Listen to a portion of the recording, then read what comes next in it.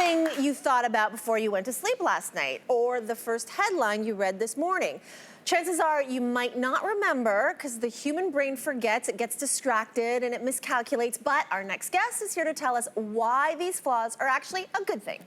In his new book, Scatterbrain, How the Mind's Mistakes Make Humans Creative, Innovative, and Successful, he makes sense of our brain's imperfections and tells us how we can use those blinders as secret weapons. Please welcome author and neuroscientist Henning Beck. Nice to see you. So you actually, in your book, describe the brain as a 3.3-pound mistake. So, Henning, when I walk into a room and I forget why I'm there in the first place, right, and that happens all the time, I would definitely agree with that statement, but you say that forgetfulness can actually be a positive thing. Tell me why I'm okay and I shouldn't be as worried as I am. Well, yeah, your brain is obviously working. That is a good thing.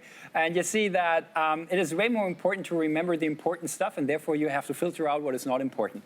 Consider the alternative. Consider you would remember everything. It would take forever to find out what is important and what is not important.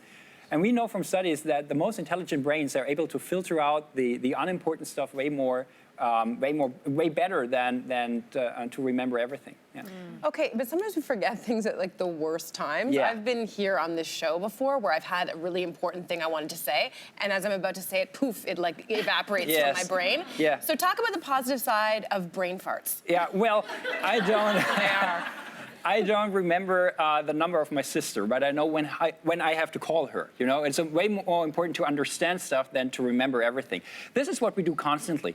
This is different from artificial intelligence. Computers are programmed to work perfectly and most efficient as possible, and we change things. We ask questions. We fall down. We stand up again. No artificial intelligence would invent this kind of studio here or this kind of TV show, because what we are doing right now, this is so unlogic in a way. We listen to each other. We are laughing, we are doing new stuff, and this is really fun, and this is really creating new stuff. Yeah.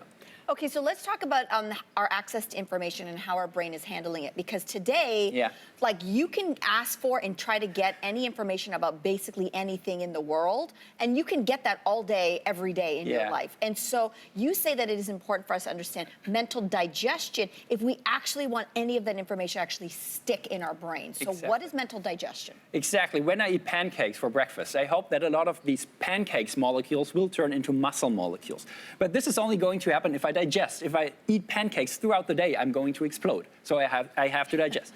Same with information. If you consume information throughout the day, you're going to explode. We don't call that explosion. We call that that you feel that time seems to fly, that you feel to be not working properly, feel cannot concentrate, for instance, forget stuff. So it's important to digest information just as you digest nutrition. So for example, consume information only 5 or 4 times a day, and in between you can do something else. You can go for a bike ride, you chat with people, you read a book, for instance, and thereby you understand what is important and what is not important, because otherwise you're going to explode mentally. Yeah. You also say that boredom is important, and that boredom actually gets a bad rap, that we should actually be seeking out more boredom in our lives. Well, yeah. Tell us why. Well, the best ideas usually come to us when we are not forcing them. When you ask people, where do you get a good idea? Many people say not at the desktop or in a meeting room. They say under the shower, driving a car, vacuum cleaning the apartment, during sports. This is because when you detach from a problem and put things into a different perspective, you give them a new way of thinking, and new ideas come to you when you basically step back from the problem. And this is what you could call boredom. You could call it to be kissed by a muse. And this is always the same brain region active, that you let your mind go. We call that mind wandering, daydreaming, and think of something else, and basically the idea will hit you. Let's talk about the brain's relationship to pressure and performance. I'll use myself as an example. I play golf, and I can make a great shot when nobody's watching. The minute there's a crowd, I suck. So you say that sometimes in those situations, a distraction will help the brain. Can you explain how that works? Because usually you know how to play golf, right? When you train that and nobody's watching, everything is fine. But as soon as somebody's watching, something happens that we call choking under pressure. Yes. You're so overstressed, so overdoing, you're overthinking what you're doing that you're basically compromising your movements. And this is also the case when people are afraid of giving talks in front of an audience, going to a I don't have that problem. Yeah, I see that. But usually that's the same principle. And what you can say, or what you can do, basically train that during training. You can say, okay, you only have one possibility to do this shot, and not doing multiple times, but only one. And so you train to cope with that stressful situation. And if you are in that stressful situation, let your mind go for a second. Just watch a bird or a tree and just let the movement go. Don't overthink it because you're compromising your movements. Yeah.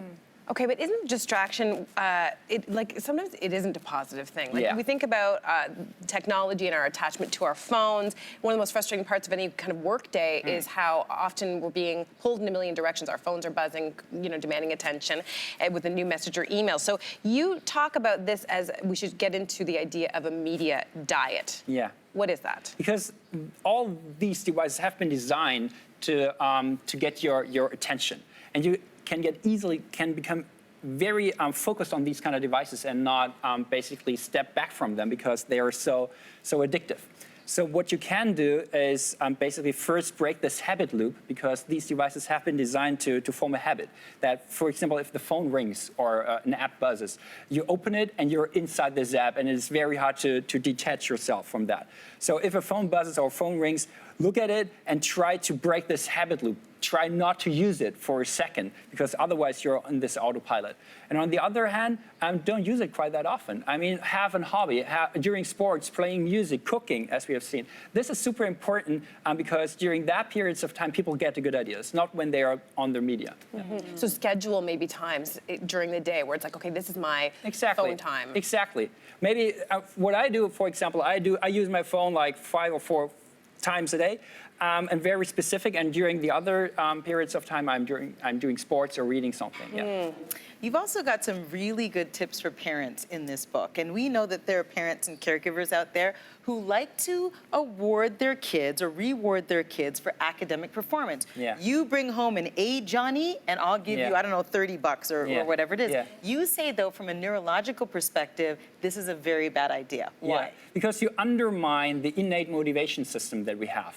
If you pay children $30 for their report card, going to school becomes a hard way of earning the $50, right? It is not about giving the best you have and learning something, but getting this reward. The focus is on the reward. Exactly, and thereby you're not doing the best you can, but you're only focusing on that. So don't do that. It's basically undermining your performance. Yeah.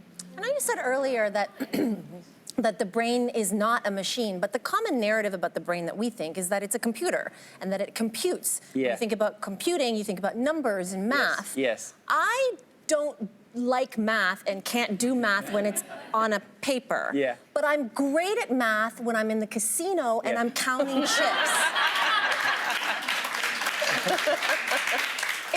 Is there science to confirm my anecdotal finding? So first of all, my advice would be you should gamble more often. No. That has been This is a mental superpower, I see. But on the other hand, you're totally right. We are not good at numbers. We are good at finding patterns and finding connections. Yeah. And math is all about. Science in general is about asking questions, not giving the best answers, but asking the questions nobody else does. No computer does that. Every computer is finding correlations and such. And we are challenging ourselves. We should do that more often. We force people right from the beginning at school and education to give answers. But asking questions is way more important, because asking questions offers you totally new perspectives and changing the world. So this is how we should do it. Yeah. Henning, thank you so much for your insights. Thanks for having me. The book, it is called Scatterbrain, and members of our studio audience, you're all going home with your copy today.